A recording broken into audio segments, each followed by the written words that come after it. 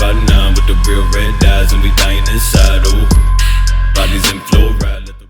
What is good, y'all? This is JV here, and I'm back with another album review for you guys today. We're getting into Post Malone's August 26th. Really excited to finally be able to review this. Been waiting for a body of work from this guy for a minute.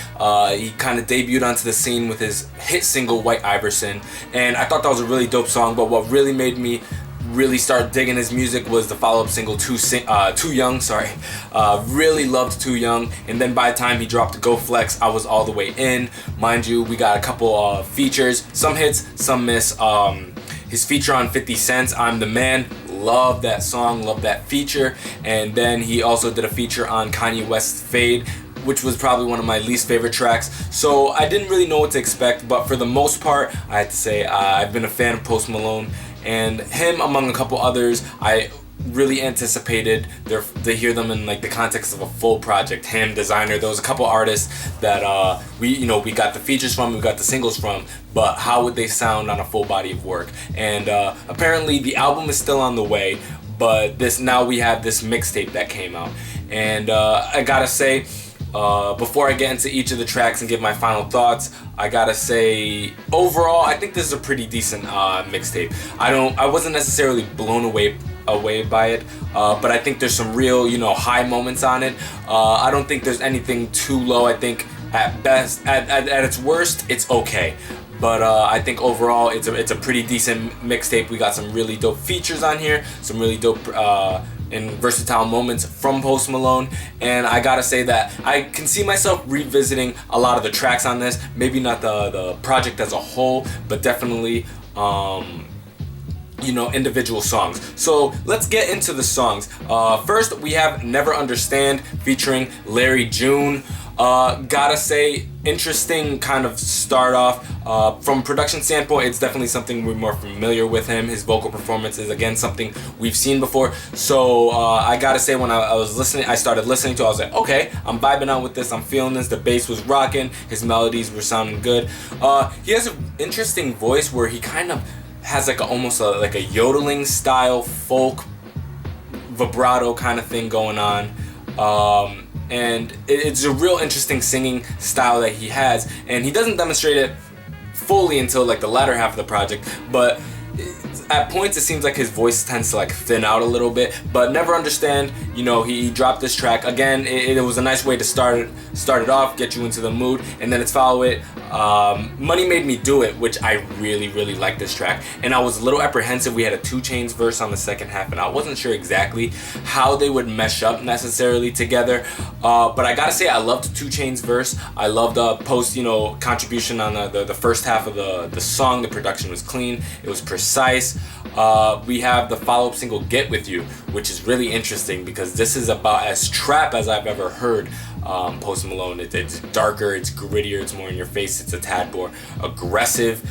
So this was a really interesting single, and he pretty much holds the entire song on his own, so I thought that was pretty good. And then we get to my favorite song on the album, which is Goddamn featuring First.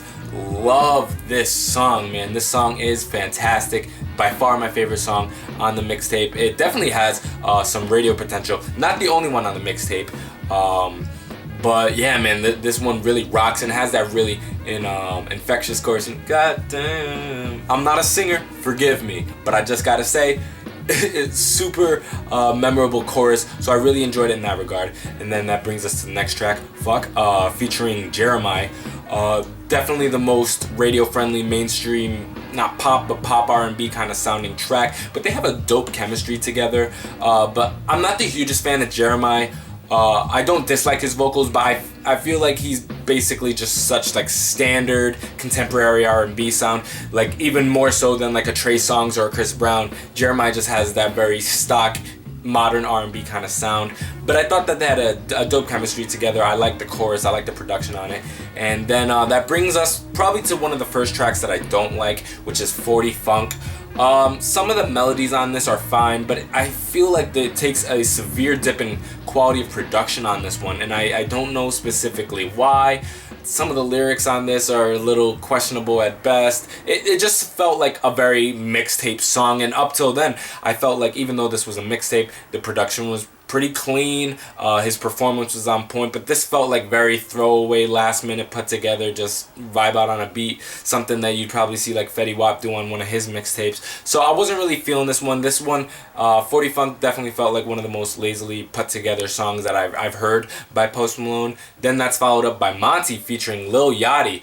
Oh man, I'm gonna speak on Lil Yachty, and he's an artist that I've had an interesting relationship with.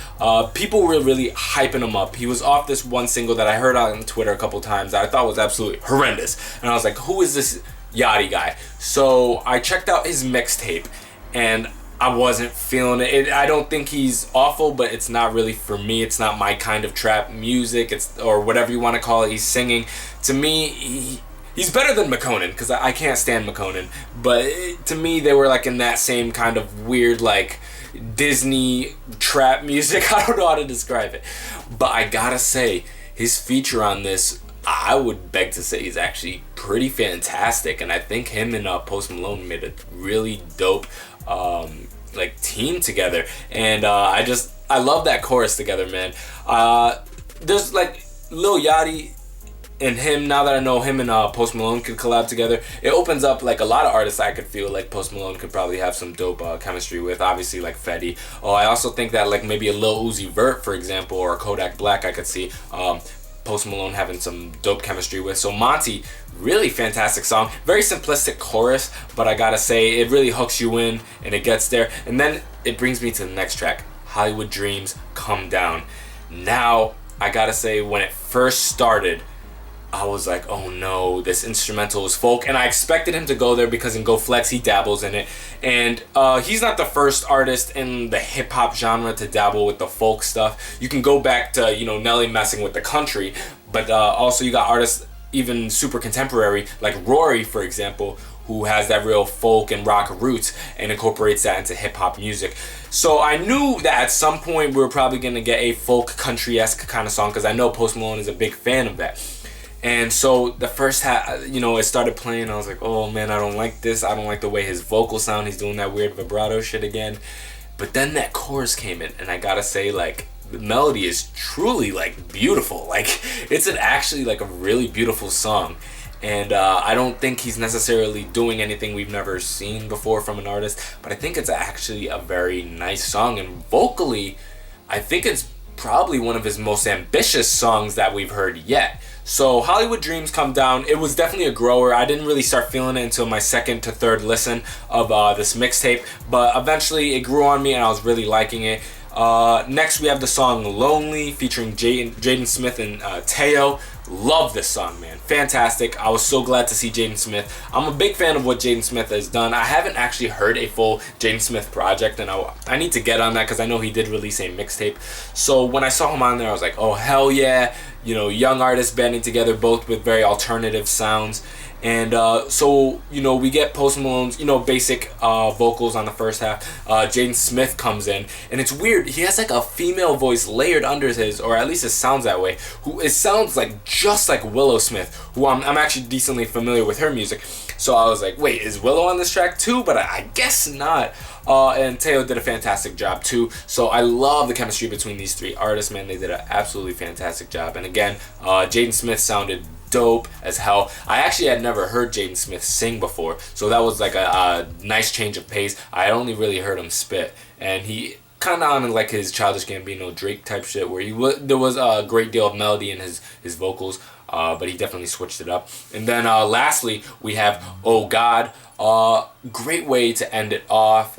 He kind of revisits that folk sound again. I don't like necessarily this track as much as Hollywood Dreams. I feel like his voice definitely thins out on multiple moments on this. He did mention at one point that he wants to release a full country album, so I'm interested to see when he doesn't necessarily fall back on flow and production like he does when he's on his more hip-hop shit, definitely like Too Young and White Iverson and shit like that, how that would work out, because you have songs like Oh God where he's pretty much completely reliant on his vocal chops, and I don't think it's a complete miss, but it's nothing necessarily to write home to. So short project. I think it's a clean, 10 songs, which I thought was a good decision on his part. I think, this early on, we're still getting acclimated to his style and who Post Malone really is. And I think this gave some really dope insight into who Post Malone is. So I'm glad he didn't hit us with, sometimes, artists on their mixtapes, they'll hit us with 17, 20 something tracks. And it's just completely overwhelming, and it's just too much. And certain artists can get away with it. You got like the Mac Millers with Faces and other artists, but a lot of the time it could be overwhelming. So he hit us with 10 tracks, much like Young Thug's latest release, the release before Slime Season 3, which was like 9 tracks. I'm a fan of a short, cohesive, powerful, hard-hitting body of work, and I think he gave us that. Again, I think, if anything, this is an intriguing album. It piques my interest.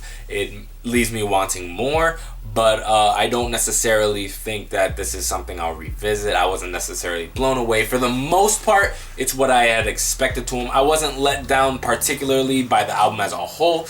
Individual moments for sure, but I think overall it was a decent body of work. I would highly suggest, if you were a fan of the singles he put out, peep this project. It's free. He dropped it as a mixtape. It's only 10 tracks, so it's not that big of an investment. I highly suggest you check that out if you are a fan of his previous work. But if you're not really into the whole melodic trap, contemporary R&B kind of thing, I don't really know, with the folk stuff, if you're not into all that sound that's going on and you weren't feeling his singles, do not check this out, because for the most part it's just more of the same thing. Curious as to what y'all thought about this album. So in the comment section below, give me your thoughts on the album. What do you think about Post Malone? Are you looking forward to his future releases? Till next time, this is JV. I love you guys. Bye.